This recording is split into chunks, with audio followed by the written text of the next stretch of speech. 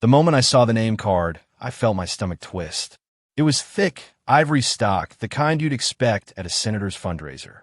My name was written in elegant calligraphy, but underneath it, in a different, sharper pen, someone had scribbled Thomas Father by obligation. That hit harder than I ever expected. 19 years, I raised Sophia on my own after her mom walked out when she was 5 months old. Diapers, night shifts, fevers, school pickups, scraped knees, part-time jobs, overtime hours, me all me. And here I was shoved into a linen-covered chair in a luxury venue on the edge of Lake Tahoe, surrounded by people who wouldn't be caught dead driving the kind of truck I parked out back. Quick note before listening. Share in the comments which city or country you're watching from. And let's continue. The family table was loaded with strangers, polished suits, manicured hands, and subtle glances that told me I didn't belong. Some woman on the groom's side, maybe an aunt, gave a sideways look at my shoes and leaned in to whisper to her husband. They both chuckled across the table. Some dude in a tech bro vest didn't even try to hide his smirk. When I picked up the name card and stared at it too long, I felt like I'd stepped into a country club costume party and no one told me it wasn't Halloween. A younger guy, 2 seats down, snorted. Guess they really had to include the janitor, he muttered. Not knowing I could hear, I didn't say anything. I just stood up and pushed the chair back, slow and steady. I didn't need a scene. I didn't want to see who wrote it. I didn't want to play guessing games about how many of these smug faces thought I was a tag along some charity invite. I just wanted to get out. Sophia stood across the room with her new in-laws. She looked stunning, white silk dress, hair done in soft waves, her smile easy and full. They were toasting something, laughing like nothing in the world was wrong. And maybe nothing was. Maybe I really didn't belong there anymore. Maybe the chapter ended and I just didn't turn the page. I turned around, didn't even say goodbye. I didn't want to cry in front of these people. I didn't want to give them that win. That's when the music stopped. I heard the mic crackle. The room's chatter died like someone flipped a switch. I turned and Sophia was standing in the middle of the dance floor, heels off, holding her fiancé's hand. Not gently either. "I'm done," she said into the mic. Her voice didn't shake. "We're leaving." People laughed at first like it was a joke, but it wasn't. She dropped his hand, stepped off the floor, and walked straight toward me. The DJ stood frozen, holding his laptop like it might explode. Her groom just stood there, blinking like someone slapped him awake. Sophia grabbed my arm. "Let's go." She said we're not staying. I didn't move Sophia. What the hell? I'll explain. In the car, she led the way, dress, dragging through flower petals, and spilled champagne. We walked straight through that upscale venue, past confused guests and gossiping bridesmaids. No one stopped her. She didn't look back, neither did I. We didn't say a word for the first 40 minutes. Just the sound of the road, Sophia's bare feet tapping against the pedals, and her dress rustling every time she shifted. She still had her makeup on perfect, barely smudged, but her jaw was tight like she was clenching words in her teeth. The wedding playlist kept looping from her phone, still paired with the car speakers. I reached over and shut it off. Neither of us argued. She took the exit for Sacramento without needing directions. My place isn't fancy one-story busted fence, faded paint, but the mortgage is paid, and I've kept the lights on since she left for college. It's home. She parked on the curb and didn't move right away. Her hands were still on the wheel, gripping it like she was waiting for something to hit her finally. She let out a long breath and looked over.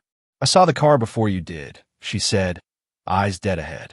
"Last night, at the rehearsal dinner, it was already on the table. I stared at her, and you still let today happen. I had to be sure." She said I needed to see if they'd actually go through with it. They did. She reached into her small clutch purse and pulled out her phone, unlocked it. No hesitation, no warning watch. She held it up between us and hit play on a video. The audio was clear, too clear. The groom's dad, Victor Blackwell, was standing at the bar, tie loose, holding a glass of scotch. I mean, the guy's a glorified handyman, right? I've seen his house. On Google Maps. It's barely above Section 8. Someone off camera laughed. Then the groom's mom piped up. "Don't be mean, he's a janitor, not a handyman. Let's use his proper title." More laughter. Then the camera panned, and I saw Derek, her fiancé, standing there grinning. Derek said, Can't wait to see her face when she figures out she could have had her real dad walk her down the aisle. You know, the one who didn't mop floors for a living. The video cut off my heart, didn't? I leaned back in the seat, staring at the dark street outside. All I could think was, he knew. The whole damn family knew. And they smiled in my face. Anyway, her real dad, I muttered. That bastard left before she even got teeth. Sophia turned toward me, face blank, voice steady. I told them he was gone. I told them who raised me they didn't care. Why didn't you tell me this before today? I asked. My voice cracked, and I hated that it did. I could have stayed home. She shook her head, because this wasn't just about me or you. It was about watching people for who they really are. I needed proof. I looked at her. So you married him just to catch them slipping. I didn't marry him. She opened the glove box and pulled out a folded manila envelope. She dropped on my lap, never signed the prenup. Had my own legal team review it, revise it, and send back a counter. They ignored it, so I never signed. It's invalid. I opened the envelope. Inside was a packet of paper, legal filings, notarized letters, timestamps, all in her name, all airtight. You had a lawyer. I've had a lawyer since February. Family counsel confidential. I shook my head. How long you been planning this? She looked at me, really looked at me like I'd asked something ridiculous since I started building something worth protecting. I frowned. What do you mean? She pulled her phone back out, tapped a few times, then turned the screen toward me again. This time, it was a website, a clean, professional homepage with her face on it. Nexus Biotech, predictive diagnostics for preventative care. That's your company. I'm co-founder. We're Series C. Now valuations around 80 million. I blinked. You never told me. She shrugged, didn't want to jinx it, and I didn't want anyone thinking I got here because of them. I sat there holding the phone like it might burn a hole through my palm. My daughter, who used to build robots out of toaster parts, was now the kind of person investors lined up to meet, and I had no idea. She tucked the phone away and said, "They thought they were marrying up." I turned to her. "And you let them think that?" "Damn right I did." She opened the door and stepped out barefoot into the gravel. I followed inside the house. The air was thick with the smell of old leather and dust. She dropped her shoes by the door like she used to, walked straight to the kitchen, and pulled out 2 beers from the fridge like it was still her home. And just like that, I realized something she never left. Sophia slid one of the beers across the table toward me, then sat down and started peeling the label off hers like she was bored. But her eyes were sharp, focused like a storm, sitting just off the coastline waiting for a reason. She took a sip, then reached down into her overnight bag and pulled out another manila folder, thicker, this time heavier. She dropped it in front of me. It hit the table with a dull slap open it. I raised an eyebrow, but did as she said. Inside were stock certificates, legal agreements, purchase records, everything stamped and signed. The first one was under the name Aurora Holdings. The rest followed the same name. "What is this?" I asked. She leaned forward, resting her elbows on the table. "That's my trust. I've been buying into Blackwell Medical Logistics since last year." I stared at her. "You bought stock in Derek's family business." "No," she said. "I bought control." My mouth went dry. "How much?" 37%. As of last week, I looked back down at the documents. They were clean, traced through holding companies, some tied to Nevada, some Delaware. It was the kind of setup people with serious money use when they want to stay invisible. "That's how they didn't see you coming," I muttered. She nodded once. They assumed I was just some biotech nerd who'd settle into their world and play along. They didn't realize I already had my own. I used dividend payouts from Nexus and the inheritance Grandma left me. You remember when I asked for help opening that trust account 2 years ago? Yeah, that's when it started. I pushed the papers back slightly and sat back. "You've been sitting on this through the engagement." "I wasn't sitting," she said. "I was digging." She reached in her bag again and pulled out a black leather-bound folder, the kind executives carry into courtrooms. Inside were spreadsheets, red-marked documents, and internal emails.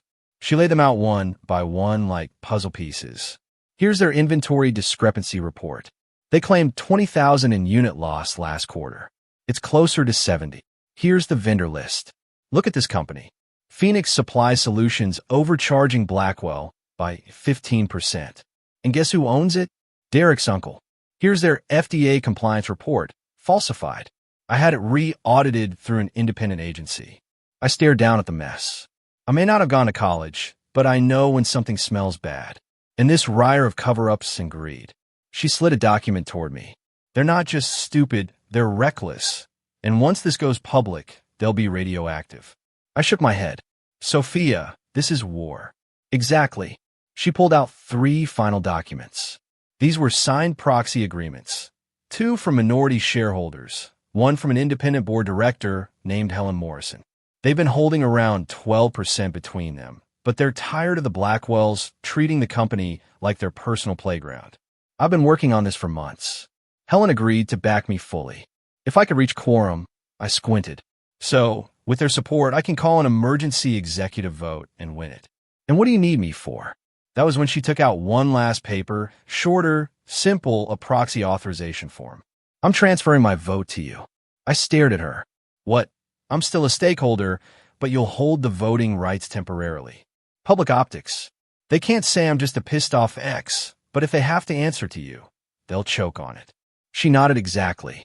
The man they called a janitor, a glorified handyman. I looked at the form. Why me? Sophia? You're the one who built this plan. You should finish it. I will, she said, but this part's yours. She leaned in closer. They insulted the man who kept the lights on with double shifts, the man who ate leftover spaghetti for lunch, so I could buy robotics kits. They mocked him in their country club whispers, and now he's going to chair their board meeting. I didn't move.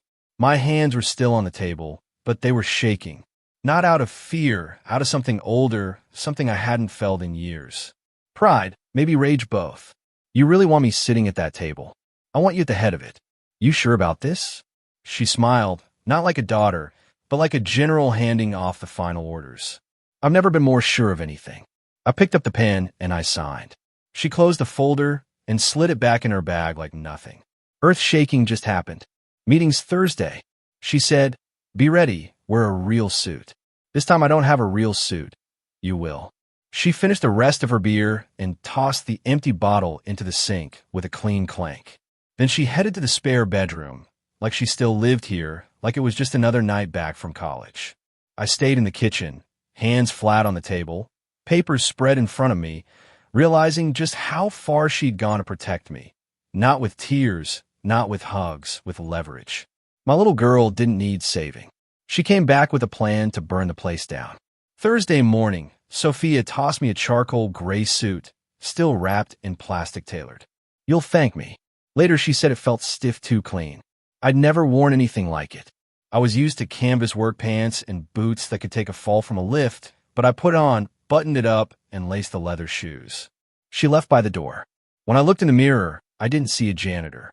I saw someone they were going to regret underestimating. We walked into Blackwell Medical's headquarters at 9:04 a.m., for minutes after the board meeting had started. Sophia didn't knock. She pushed open the frosted glass doors like she owned the building inside the boardroom. Everyone turned at once. 12 people long mahogany table, crystal pictures, notepads lined up like they were expecting a product launch, not a firing squad. Victor Blackwell sat at the head of the table in a navy suit that probably cost more than my first car. He stood as soon as he saw us. You're not allowed in here. He snapped. Sophia didn't even blink. Read the bylaws. This is a closed executive session. I am an executive. She cut in, as is my proxy. She pointed at me. He looked like he'd swallowed a thumbtack. You're bluffing. Sophia calmly opened her briefcase and pulled out a single document filed Monday, verified by the corporate secretary. You were copied. She laid it flat in front of him. I saw the stamp from the state legal transfer of proxy authority. My name bold. At the top, someone cleared their throat. Near the end of the table, one of the other board members, middle-aged woman, silver necklace. Sharp eyes flipped through a copy of her own agenda. It's valid, Victor. I saw it come through. He sat down, jaw tight. Sophia turned to the room. I'd like to submit new business emergency item. Call for executive vote. Agenda item. Breach of compliance protocol, financial misconduct, and negligent governance. Half the table stiffened. Victor laughed once, sharp and bitter. You think you could just walk in here and stage a coup?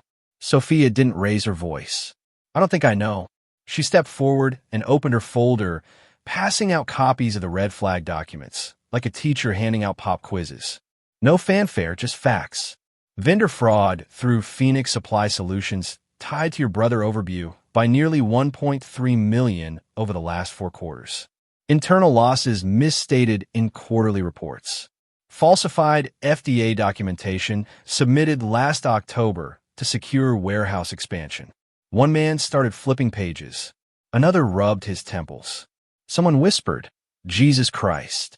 Victor snapped, "This is baseless." "Then prove it." Sophia said, "Vote to audit." He stood again. "This company has been in our family for 50 years. We built it from nothing. You think you can just drop in and your legacy into the second. You started funneling fake invoices through shell vendors." She said, "You didn't build this, you gutted it." Victor's son, Derek, finally spoke. He hadn't said a word until now. His voice was soft. "Sophia, come on. This doesn't have to get ugly." She turned her head, eyes cold. "You already made it ugly." The room went silent. Sophia took a breath and nodded toward me. "My proxy, Thomas Mitchell, is prepared to call the vote, along with shareholders Helen Morrison, Robert Santos, and Patricia Evans." Helen, Sharpied woman from earlier, raised her hand, confirmed. Robert and Patricia followed. That gave us 53%. Victor's face drained. He looked at his brother and his nephew. Both sat frozen. I moved to remove Victor Blackwell, Walter Blackwell, and Derek Blackwell from executive authority effective immediately. Sophia said. I stood up. I second. Helen took charge. All in favor. Hands rose 5, 6, 7, 8. Enough motion carries. Victor's voice cracked. "You can't do this." Sophia leaned across the table. Calm as ever. "You handed me your trust. I used it. You handed me your arrogance. I weaponized it." I watched as Victor collapsed back in his chair, stunned. Derek didn't move, just stared down at the table, like maybe if he didn't look up, none of this was happening. Then Helen stood. Final order of business. Interim board chair appointment. Candidate, Thomas Mitchell. I didn't move. Sophia nodded at me. "One stand, I did votes," Helen asked. Hands went up. Same 8 motion passed. "Congratulations, Chair Mitchell." The room spun slightly, but I held it together. I didn't smile, didn't speak. I just nodded once and sat back down. Victor stood and stormed out. His brother followed. Derek hesitated. Sophia looked him dead in the eyes. This was never about love. Derek blinked. "What?" She slung her bag over her shoulder. "It was about legacy." Then we walked out. No victory parade, no applause. Just quiet heels against tile and a heavy door swinging shut behind us. Out in the lobby, Sophia finally exhaled. Her shoulders dropped a little. Just for a second, I didn't say anything. She looked at me and grinned. "Nice suit, nice takedown." We stepped outside into the sun. As we stepped out into the parking lot, I squinted up at the sky and thought, what the hell just happened? I had grease under my nails 3 weeks ago. Now I was board chair of a multi-million-dollar company. I didn't even know I'd been walking toward. Sophia popped the trunk and tossed in her briefcase like it was nothing like. This was Tuesday. We climbed into the car and didn't speak for a minute. The engine purred. Air conditioning clicked on. I leaned back and stared out the window. "You okay?" she asked. "Yeah, just trying to wrap my head around it." She laughed under her breath. "I've been planning this for years. You just jumped in 3 days ago and handled it like a pro." I didn't feel like a pro. I felt like a guy who once changed his shirt in a gas station bathroom between shifts because he couldn't afford to be 5 minutes late. "You know what I was thinking in there," I said. While they were all sitting around that table, I kept seeing myself back in the garage wiping oil off my hand with a shop towel I'd used all week. Sophia didn't interrupt. I'd do day shifts at the body shop, come home, heat up leftovers, then clock in for night. Janitor at the mall. That went on for years. I'd fall asleep, standing up in the supply closet. Sometimes I missed your 2nd grade recital because I got stuck cleaning puke off the food court tile. She reached over and rested her hand on mine for a second. Nothing soft about it, just solid. "You did what you had to," she said. I nodded. I didn't even know if you noticed. She looked at me, her voice firm. I noticed everything, and I believed her. We pulled into the driveway, a little afternoon. The sun was brutal. I yanked off the blazer and hung it over my shoulder. Sophia went straight to the kitchen, pulled out 2 glasses, and started filling them with lemonade, like she hadn't just executed a hostile boardroom power play. I sat at the table again. Same chair from a few nights ago, same house, different world. She came over, handed me the drink, and slid another envelope onto the table, but this one was slimmer legal size. "Well now," I asked. "This," she said, "is the final paperwork for the trust transfer. It moves Blackwell into a public equity fund with healthcare access clauses. We're keeping a majority stake under the nonprofit wing, but locks out personal profiteering. You and I," she pulled out a pen, "our final co-signers." I opened the folder, read the title, Mitchell Health Equity Public Trust. It had both our names on it. Hers as founder, mine as interim chair. "You sure you want to do this?" I asked. "Yeah, this wasn't about revenge, Dad. It was about flipping the system that tried to swallow us." I looked at her, and for a second all I saw was the little girl in overalls who used to sit under the counter in the shop eating crackers and watching me pull apart brake lines. "You remember prom night?" I asked. "You were freaking out in your room because your dress zipper jammed, and I was outside fixing some stranger's radiator." She laughed. "I was 15 minutes late and still made it to pictures. I didn't charge that guy a dime. Didn't even get his name, just knew his car was smoking and his kid was crying in the back seat. I remember," she said, "and I remember thinking one day, I'm going to fix things for him too." I blinked fast and looked down. She reached under the table, pulled out a small black garment bag, and unzipped it just enough to reveal the edge of another suit. Lighter, gray, finer material, slim cut. "That's for the next meeting, custom fit." I tried to wave her off. "I'm not going to live in suits, Sophia." She stood behind me and set the bag on the back of my chair. "You're not standing behind me anymore." She said, "You're standing beside me." I didn't turn around. I couldn't. My throat locked up and I felt my eyes go hot. I pressed a knuckle to the corner of my eye like I had something in it, even though we both knew I didn't. She didn't say anything else. She let me sit with it. A few minutes later, we sat side by side and signed the final trust paperwork. No lawyer, no notary, just us and a witness over Zoom who barely said 3 words. When the final e-signature loaded and the transfer status blinked green, I leaned back and stared at the screen. It was done. We just handed off the Blackwell empire to a trust that would prioritize medical access, compliance, and transparency, stuff that actually meant something, and I didn't feel like I'd stolen something. I felt like we'd reclaimed it. 2 weeks later, the knock came just after 11 o'clock. I was on the couch watching a rerun of some car restoration show, nursing a ginger ale and half asleep when I heard it. It wasn't loud, just firm. Too firm for a neighbor, too unsure for a cop. I opened the door in my sweatpants and a faded t-shirt. Derek stood there. His shirt was wrinkled, tie, crooked hair, messier than I'd ever seen it. The guy looked like he hadn't slept right in days. Eyes, bloodshot, jawline, scruffy hands, twitchy, like he didn't know what to do with them. "Mr. Mitchell," he started, voice low. "Please, I just need 5 minutes. I need to talk to Sophia." I didn't move. I leaned my shoulder into the doorframe and crossed my arms.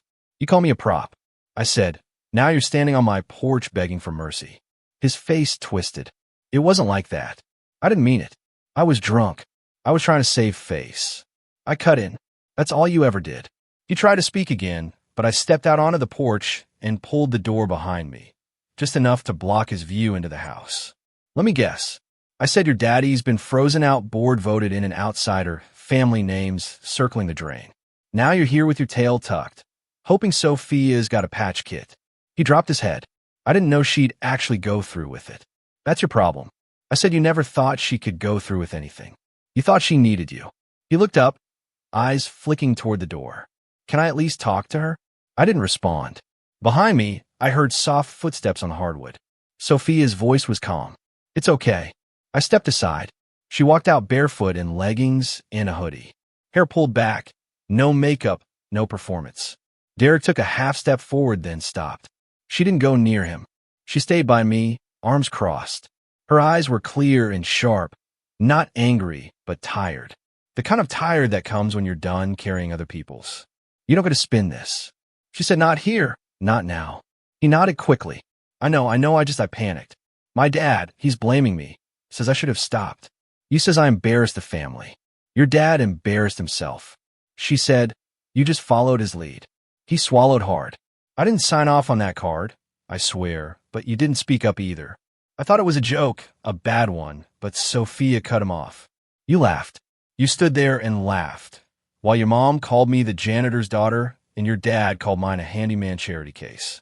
You could have stopped it. You didn't. He reached into his jacket and pulled out a wrinkled piece of paper. I wrote something. I know it won't fix anything, but I don't want an apology. She said I want space. She pulled a white envelope from the front pocket of her hoodie and held it out. He didn't take it at first. What is it? He asked. Cease and desist, she said. It covers personal contact, professional involvement, and any attempt to interfere with the business transition. He stared at it like it was radioactive. You're serving me? He asked. No. She said, I'm protecting myself and my company. This isn't personal. This is structural. He finally took the envelope, hands shaking. I thought we had something real. Sophia tilted her head. I did too, until I realized the only thing real between us was your need to be rescued. He flinched. You always needed someone to save you from yourself. She said I stopped applying for the job. He looked like he might cry, but no tears came. Just that stunned silence men get when they finally see the wreckage they helped build and realize no one's coming to help clear it. He backed down the porch steps slowly. Didn't say goodbye, didn't try again.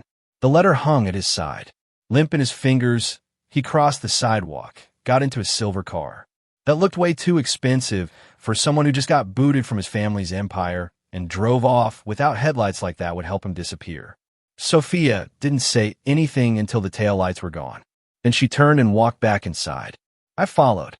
In the kitchen, she poured herself a glass of water. Her hand was steady. Her jaw was tight. You good? I asked. She nodded. He always talked like he was planning our future, but it was really just his. I leaned against the counter. You did the right thing. She took a long sip. I know. Want to talk about it? Nope. And that was that she went to bed. I stayed in the kitchen for a while, just staring at the envelope Derek left behind. Not the one from her, his the one. He tried to hand her like a get-out-of-jail-free card. He'd folded it too many times. Like he kept changing his mind about giving it to her. I tossed it in the trash where it belonged.